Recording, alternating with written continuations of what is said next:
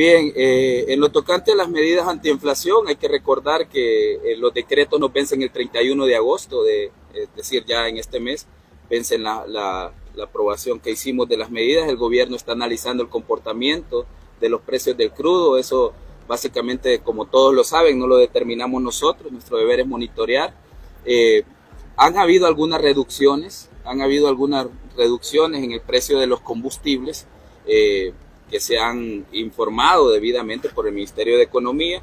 Yo veía como un matutino tergiversaba y decía que los combustibles han bajado, pero el único que se va a ahorrar es el gobierno, dejando de lado o descartando todo el esfuerzo que el mismo gobierno ha hecho, ¿no?, durante los últimos meses. Y si bien es cierto, el subsidio que vamos a dar ahora es menor, seguimos dando un subsidio a todos los distribuidores de combustibles en el país. Vamos a continuar analizando cómo continúan los precios. El presidente Bukele fue claro desde un inicio en el lanzamiento de las medidas. Las vamos a mantener mientras la situación no mejore. Es mucho más caro que el golpe lo soporte la economía de los salvadoreños o que lo soporte la economía familiar. Al final tenemos un doble costo, porque lo soporta la economía familiar y también nos impacta en nuestros indicadores macro, o lo impacta, digamos, en la economía del país. Entonces, eso nos reduce el consumo, nos reduce también la demanda y directamente pues el crecimiento económico. Si la demanda se reduce, tengo menos IVA, las empresas venden menos, así que hay menos renta también al final del año. Entonces, eso implica una menor capacidad para el mismo gobierno. Entonces, no mantener las medidas es más costoso incluso para el mismo gobierno y para la población. Entonces, creo que el país gana manteniendo este tipo de medidas. Ya hemos visto cómo se han financiado, gracias a Dios, nuestros ingresos siguen siendo robustos. Estamos manteniendo el mismo ritmo de crecimiento en nuestros ingresos tributarios, gracias a medidas como esta del plan antievasión, factura electrónica, entre otros. Nuestro programa de infraestructura ha apuntalado también estos ingresos y nos permiten mantener este tipo de medidas. Así que tenemos la capacidad, vamos a soportar el golpe. No sabemos cuánto se va a reducir el precio del combustible en los próximos días. Nosotros esperaríamos que se reduzca y vuelva a los niveles normales, pues seríamos los más contentos de que volvieran a esos niveles normales. Pero pues eso lo determina el mercado internacional de petróleo, y lo que sí deben tener la plena certeza los salvadoreños es que de continuar la situación, nosotros vamos a continuar manteniendo las medidas. Aunque se venzan el 31 de agosto, ya hemos tenido algunas conversaciones con el presidente sobre cómo ha estado variando el precio del combustible. Hemos tenido también algunos análisis respecto del costo, la extensión de las medidas, y esperamos tomar pues una decisión en los próximos días y presentarlo a la Asamblea Legislativa para que sea ella quien lo apruebe. Con el tema de la operación de compra anticipada de bonos, nosotros, al hacer el lanzamiento antes del periodo vacacional, el presidente fue muy claro, es un periodo más o menos de 6 semanas para preparar la operación. Es una operación, yo he visto que algunos dicen van a pagar 65 cuando debían pagar 100. Entonces eso lo único que denota es una total ignorancia de cómo funcionan los mercados de valores. Cuando uno hace una emisión en materia primaria, los valores se emiten a su título nominal. Nosotros emitimos a valores 100. Pero los inversionistas de manera anónima también pueden vender esos títulos en algo que se conoce como mercado secundario. Y en el mercado secundario las reglas no son las reglas de la emisión o del estado emisor como tal, sino que son los precios de mercado, las variantes mismas, riesgo país, otras inversiones, cómo se comportan otros índices bursátiles, las que van determinando a qué precios se están cotizando. Y cualquier comprador, absolutamente cualquiera, incluido el estado emisor, puede comprar en el mercado secundario. Todos, siempre y cuando las cláusulas contractuales de los bonos no lo prohíban. Hay bonos que lo prohíben, que prohíben recomprar o hacer una compra anticipada de la deuda. En el caso de El Salvador, no, y en el caso específicamente de los bonos 2025 y 2023, no contienen esta cláusula de prohibición. Así que nosotros estamos jugando con las reglas del juego del mercado bursátil. Y si esto le puede generar un ahorro al país, qué bueno. Y si los precios suben, porque algunos dicen, pero los precios en el mercado secundario van a subir. Sí, si los precios suben también ganamos. porque mis indicadores macroeconómicos indican que hay un mayor nivel de fiabilidad en las políticas públicas del gobierno del presidente Bukele y de lo que estamos haciendo en El Salvador. Entonces, o ganamos en uno o ganamos por la otra vía también, ¿no? Lo que sí queda demostrado es que, tal como lo dijo Morgan Stanley en su reciente informe, es que el mercado había castigado excesivamente a El Salvador. ¿Por qué? Porque lo vimos con la sola noticia del anuncio de la compra anticipada. Los bonos volvieron a llegar casi a un 80% en el caso del 2023, cuando estaban cotizando a casi que por un 50%. Entonces vemos que hubo antes un análisis cerrado sobre las políticas públicas de El Salvador por algunos analistas, no quiero decir que fueron todos, pero este tipo de noticias demuestran la capacidad de pago que tenemos y también demuestran que había pues un análisis tal vez malicioso o equivocado. Pues cada quien sabrá cómo hacen sus análisis, pero nosotros hemos demostrado la capacidad de pago desde un inicio. Con gusto. Sí. Presidente, ministro, solamente si nos pudiera actualizar hasta lo que va del año, ¿cuánto ha logrado recuperar el fisco a través de todas estas medidas fiscales? Sí, nosotros hemos, en el plan antievasión, hemos ya identificado alrededor de 790 millones, es un monto importante en los 2 años del plan antievasión, evidentemente. Nuestro ritmo de crecimiento de la recaudación para este año, nos mantenemos en cerca de un 16-17% adicional a lo que nosotros habíamos planificado para este mismo año. Y buena parte de esto vienen del plan antievasión, de estos 790 millones que, como dije, hemos identificado. Esto implica amnistía fiscal del año pasado, implica también algunos casos en lo administrativo, los 155 millones que hemos presentado a la Fiscalía General de la República a través de 172 avisos. Acá casi un promedio de 1 millón por cada aviso presentado. Entonces creo que mantener este tipo de iniciativas nos ayudan, uno, para soportar los choques externos por la crisis antiinflación, si no hubiéramos tenido de dónde financiarlo. 2, para mantener el crecimiento económico, seguir invirtiendo en nuestra obra pública, que eso está haciendo que el país crezca. Y 3, pues también a brindar justicia tributaria para todos, porque todos debemos pagar conforme a la ley. No es posible que mientras unos ganan o se hacen millonarios a través de no pagar sus impuestos, hayan otros que estén cumpliendo pues a cabalidad todos sus tributos. Eso es básicamente lo que hemos presentado, lo que el plan antievasión ha ayudado, y pues vamos a continuar con esta política. El país no va a salir de sus problemas de deuda y de los problemas que hemos heredado si no mejoramos nuestros ingresos. Sí. Pero también saber cómo va hasta el momento, cómo está preparando para la presentación del presupuesto 2023. Claro.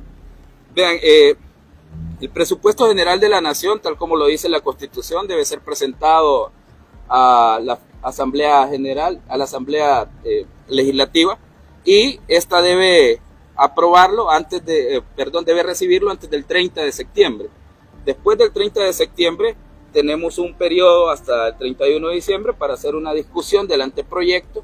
Normalmente el anteproyecto de presupuesto general de la Nación se aprueba en diciembre, ¿verdad? Así que esperamos que ya en los próximos días terminar. Hemos enviado también la política presupuestaria, también estamos dando algunas últimas definiciones en materia de techos presupuestarios asignados a las instituciones. Lo que sí es cierto es que nosotros hemos dicho que como prioridad de inversión siempre van a ser salud, seguridad, ¿verdad? Y educación, que son los 3 temas principales en nuestro país, acompañado siempre en las 3 áreas de un alto componente de infraestructura o inversión pública, como le conocemos, ¿no? Hay que restaurar toda la infraestructura competitiva del país, carreteras, puertos, aeropuertos. Toda esa parte pues sigue manteniéndose vigente en nuestras líneas estratégicas y será vaciado en el presupuesto general de la Nación, que, como dije, esperamos presentar antes del 30 de septiembre. La última intervención a cargo de Canal 21, Javier. Sí. Ministro, hola, Javier. Sí. Buenos días. Solamente lo que le preguntaba a la compañera, si nos puede revelar datos de cuánto ha invertido el gobierno o ha destinado en estas medidas económicas. Solamente en las medidas antiinflación. Sí. Vean, nosotros estimamos que alrededor de 240 millones van a ser invertidos solo en el tema de combustibles. Estábamos revisando todavía a mediados de julio, que son las fechas de liquidación. Hay que recordar que esto tiene un mecanismo de tax credit o acreditación contra impuestos para los distribuidores de combustibles. Es decir, el subsidio se lo acreditamos contra sus declaraciones de IVA, pago a cuenta y cualquier otro impuesto. Entonces nos han presentado algunas de las últimas catorcenas de estas liquidaciones, pues no ha llegado el periodo de vencimiento. Entonces, pero sí llevábamos un poquito más de 100 millones ya invertidos a los primeros 15 días de julio. Hay que ver cómo se comporta de lo que resta de aquí hasta el 31 de agosto, pero nuestra proyección son 240 millones, sin contar, estos solo combustibles, sin contar las otras medidas pues de la estabilización del precio del gas, ¿no? También la reducción en los aranceles de los 22 productos que estamos reduciendo aranceles para disminuir el impacto en la canasta básica. Esto pues hace llegar alrededor de 320 millones digamos, el gasto fiscal total de las medidas, lo cual tampoco incluye, porque es difícil medirlo, el costo que va a tener CEL por el incremento en la producción de energía eléctrica. Si bien es cierto, es una medida que ha tomado el Ejecutivo, pero que evidentemente pasa por un registro corporativo de CEL que todavía no lo tienen, pues hay que esperar a ver cuánto incrementó su producción y que también va a tener un retorno para ellos, porque les genera un ingreso pues también. Ministro, mis dos preguntas. La primera es si en los últimos meses, en las últimas semanas, ha reducido el uso de la Chivo Wallet o del Bitcoin en el territorio salvadoreño, ya que en las redes sociales hemos visto que ha circulado fotografías donde están ya retirando los puntos de obtención de Chivo Wallet. Y la otra es cómo avanza el estudio de la propuesta de pensiones, cuál será el papel de las AFP una vez se concrete o entre en vigencia. Claro. Vean, en el tema del uso de Chivo Wallet, yo he visto como algunos han especulado en redes que se estaba desmantelando los cajeros y todo lo demás. Eso es totalmente falso.